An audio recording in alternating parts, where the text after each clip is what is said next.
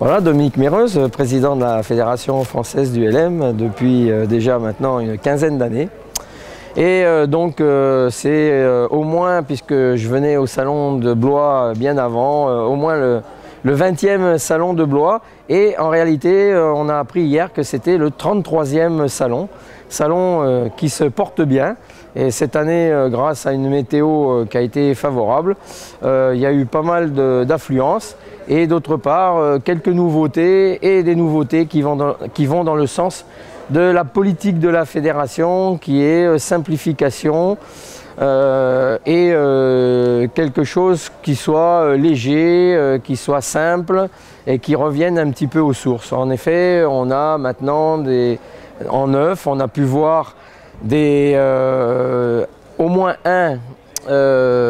trois axes de moins de 50 000 € et qui fait 270 kg. On a aussi un autogire qui fait moins de 35 000 € et donc biplace.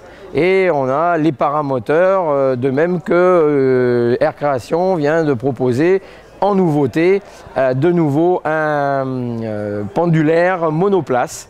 Très accessible puisqu'il est à moins de 14 000 €. Alors si je cite ces marques, c'est parce que c'est bien la preuve qu'on peut avoir encore aujourd'hui du matériel neuf, accessible et qui soit tout à fait dans les clous. En ce qui concerne notre fédération, elle continue son expansion et malgré la crise, malgré les problèmes d'aujourd'hui, nous sommes aujourd'hui à 400 pilotes supplémentaires au niveau des adhésions par rapport à l'année dernière. Donc on voit que la progression continue et que donc au sein du paysage aéronautique français, l'ULM et même européen d'ailleurs, l'ULM français se porte très bien.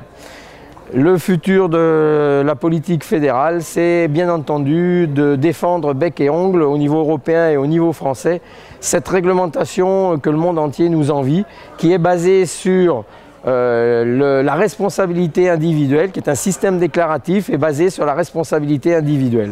Voilà, donc longue vie à l'ULM et surtout à l'ULM français.